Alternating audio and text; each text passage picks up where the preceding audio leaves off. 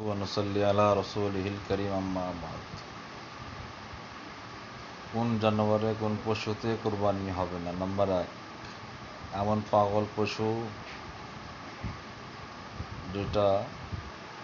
ঘাস ইত্যাদি না খায়, এমন পশু কেউ প্রচুর দুর্বল, এমন পশু দেখতে না পায়,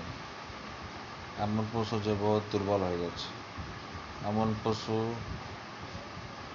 যে কুরবানি যেখানে কুরবানি হবে সেখানে নিজে চলে না যেতে পারে, এমন পশু যা 3 ভাগের 1 ভাগ কান অথবা দুম অথবা চোখের রোশনি বেশি চলে যায়, এমন পশু যার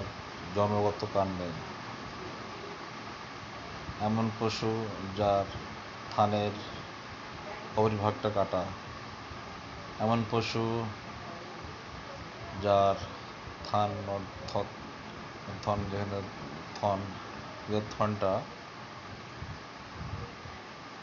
শুকিয়ে গেছে, গাই হলে 2টো আর বকরি হলে 1টা, থান যদি খুশি হয়ে যায় কুরবানি হবে না। এমন পশু যার নাক কাটা, এমন পশু যে